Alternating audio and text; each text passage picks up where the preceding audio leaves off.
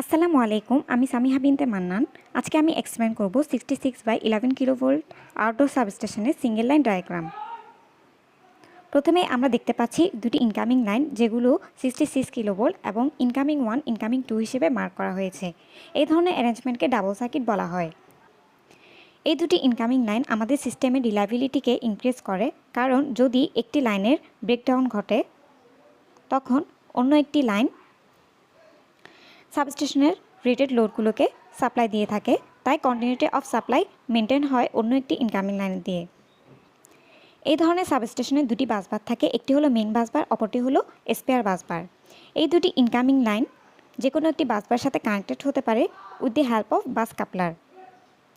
এই বাস coupler circuit breaker এবং isolator দিয়ে কনসিস্ট।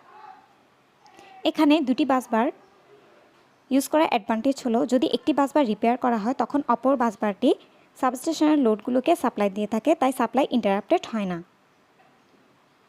এখানে আমরা এক ধরনের অ্যারেঞ্জমেন্ট দেখতে পাচ্ছি, যেখানে আমরা সেম 66 কিলোভোল্ট আউটগোয়িং লাইন পাচ্ছি, যেগুলোকে ইনকামিং লাইন হিসেবে ইউজ। এখানে আরেক ধরনের অ্যারেঞ্জমেন্ট রয়েছে, যেখানে আমাদের 66 কিলোভোল্টকে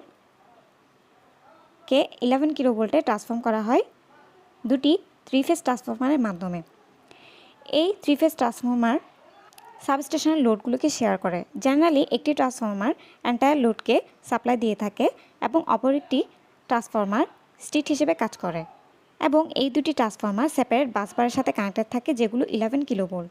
এবং এই 11 কিলোভোল্ট থেকে যে আউটগোয়িং লাইনগুলো পাওয়া যায়, সেই আউটগোয়িং লাইন ডিস্ট্রিবিউশন সাবস্টেশনে প্রেরণ করা হয়, যেগুলো কনজিউমার লোকালিটিসের কাছাকাছি অবস্থান করে।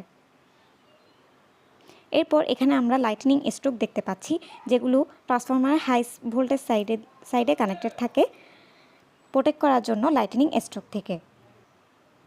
এখানে সার্কিট ব্রেকার, প্রত্যেকটি সার্কিট ব্রেকারের টার্মিনালে কারেন্ট ট্রান্সফরমার কানেক্টেড থাকে এবং পটেনশিয়াল ট্রান্সফরমার রাইট সাইডে অবস্থান করে। পটেনশিয়াল ট্রান্সফরমার এবং কারেন্ট ট্রান্সফরমার ভোল্টেজ এবং কারেন্ট মেজার করে। এছাড়াও এখানে রিলে থাকে, যেগুলো এখানে দেখানো হয়নি, এবং বিভিন্ন অক্সিলারি কম্পোনেন্ট যেমন earth connection, DC supply, capacitor bank for power factor improvement, এগুলো অমিট করা হয়েছে for the sake of simplicity. এভাবে একটি 66/11 কিলোভোল্ট আউটডোর সাবস্টেশন কাজ করে। Thank you for watching my video.